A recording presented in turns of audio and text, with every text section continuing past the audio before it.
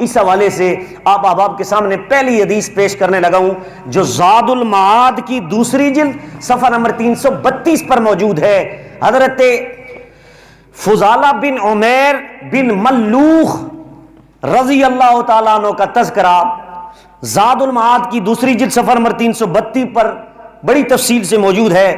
حضرت فضالہ یہ ایک بہت بڑے خطرناک ارادے سے گھر سے نکلے، اپنے گھر سے بڑے برے ارادے سے گھر سے نکلے، اور یہاں میرے آقا علیہ الصلوۃ والسلام اپنے حجرے سے کعبۃ اللہ کے طواف کے لیے نکلے۔ فضالہ اپنے ارادے سے نکلے اور میرے نبی اپنے ارادے سے اللہ کی رضا کے لیے کعبہ کی طرف طواف کرنے کے لیے نکلے۔ یہاں تک کہ میرے نبی پہلے کعبۃ اللہ شریف کے سامنے پہنچ کر طواف میرے نبی نے شروع کیا۔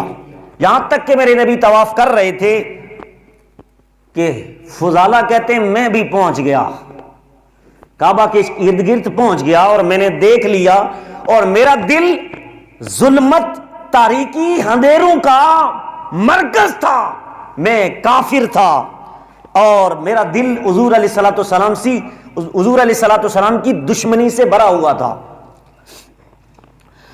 اللہ اللہ حضرت فضالہ کہتے ہیں عداوت کے شعلوں میں میرا دل جل رہا تھا اور حسد کی آگ چنگاریاں مار رہی تھی۔ فضالہ اپنے گھر سے رسول اکرم صلی اللہ علیہ وسلم کو معاذ اللہ شہید کرنے کی غرض سے نکلے، یہ ارادہ لے کر جس وقت کعبۃ اللہ پہنچے تو دیکھا میرے نبی علیہ الصلوۃ والسلام طواف فرما رہے تھے۔ فلما دنا منہ،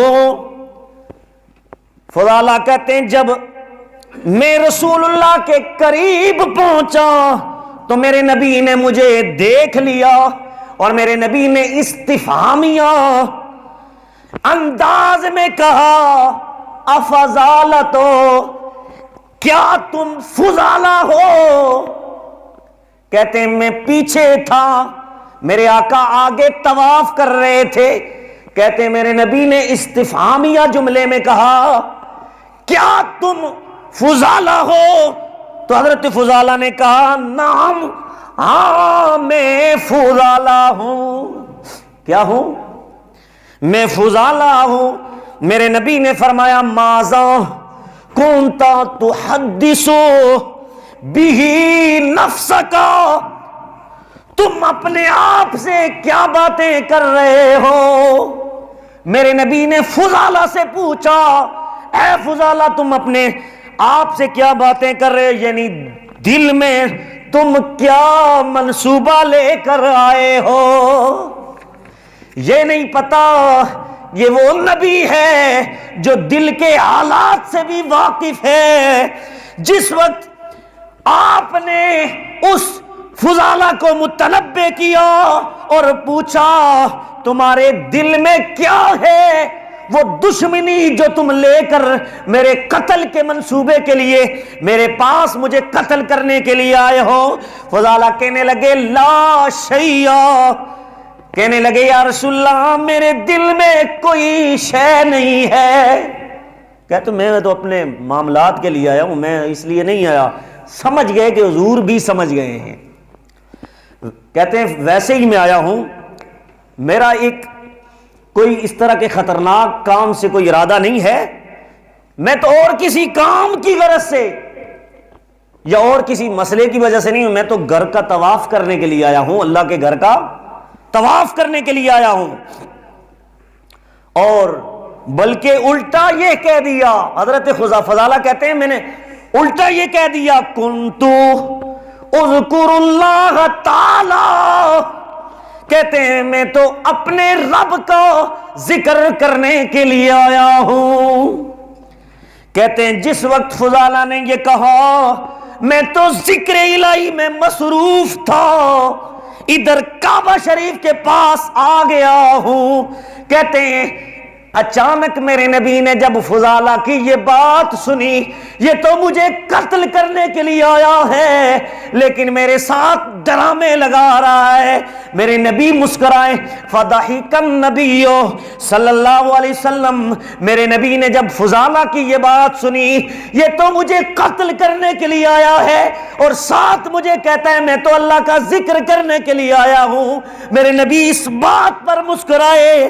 آپ اس لیے مسکرائے کہ فضالہ کا دل کسی بات سے بھرا ہوا ہے، کسی بغض اور حسد سے میں جر رہا ہے اور میرے سامنے اقرار نہیں کرتا اور باتیں وہاں چھپاتا ہے جہاں چھپائی نہیں جاتی۔ کہا یہ عبداللہ باتیں وہاں اس دربار میں چھپاتا ہے جہاں باتیں چھپائی نہیں جاتی۔ میرے نبی علیہ الصلوۃ والسلام مسکرائے۔ میرے نبی نے ساتھ ہی فضالہ سے کہا تو نے جو غلط منصوبہ غلط ارادہ لے کر تو گھر سے نکلا تھا، اس پر میں تجھے کہتا ہوں استغفر اللہ، تو اس گناہ پر اپنے اللہ سے معافی مانگ کہ تم مجھے قتل کرنے کے لیے آیا ہے۔ جو تم برے ارادے سے گھر سے آئے تھے اس ارادے سے تم تائب ہو کر رب کی بارگاہ میں توبہ کر لو۔ حضرت فضالہ کہتے ہیں کہ اس کے بعد رسول اکرم نے کمال شفقت کرم فرمایا، میرے نبی نے ثم وضع یدہ علی صدری، میرے نبی نے میرے سینے پر اپنا ہاتھ رکھا۔ فضالہ فرماتے ہیں میرے نبی نے وہ اپنا ید اللہ کا ہاتھ میرے سینے پر رکھا۔ جس وقت حضرت فضالہ پر میرے نبی علیہ الصلوۃ والسلام نے اپنا ہاتھ رکھا، فضالہ کہتے ہیں مجھے زندگی کبھی بھی اتنا سکون نہیں ملا جتنا سکون مجھے اس وقت نصیب ہوا کہ میرے نبی نے میرے سینے پر میری صدر پر اپنا ید اللہ والا ہاتھ رکھا ہے۔ کہتے ہیں میں بڑا مطمئن ہو گیا، چین مل گیا، بڑا سکون مل گیا، دل ٹھنڈک سے بھر گیا، دل کو بڑا خوشگوار ماحول ملا، اس نے بڑی راحت محسوس کی میرے دل نے۔ میں نے سمجھا میرے کرب اور میری بے چینیاں ساری ختم ہو گئی، میں نے سمجھا میرے کندھوں پر جو وزن تھا، جو بوجھ تھا، وہ سارا اتر گیا۔ فضالہ کہتے ہیں سید عالم نے میرے سینے پر ہاتھ رکھا ہوا تھا۔ حضرت فضالہ کہتے ہیں بعد میں لوگوں کو میں بتایا کرتا تھا، بعد میں اکثر میں لوگوں کے سامنے بتایا کرتا تھا کہ میرے نبی کے ہاتھوں کی برکت کتنی ہے، میرے نبی کی ہاتھوں کی برکت کتنی ہے۔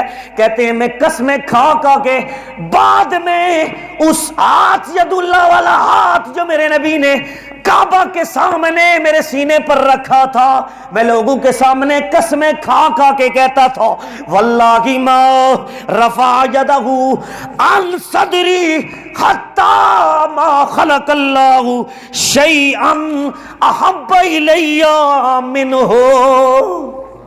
کہتے ہیں خدا کی قسم ابھی سید عالم نے اپنا ہاتھ مبارک میرے سینے سے نہیں اٹھایا تھا کہ اس سے پہلے اللہ تعالیٰ نے پوری کائنات میں سب سے زیادہ چہرہ میرے نبی کا میرے لیے محبوب بنا دیا تھا۔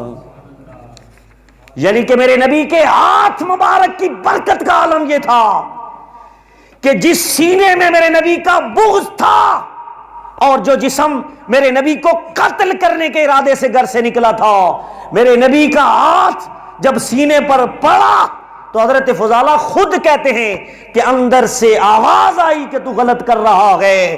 اور اس سے پہلے ساری کائنات میں رسول اللہ سب سے بدترین اور سب سے بغض رکھنے والا بندہ تھا مصطفیٰ کریم کی صورت میں۔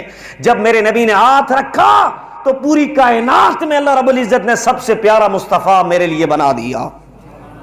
کہتے میرے رب نے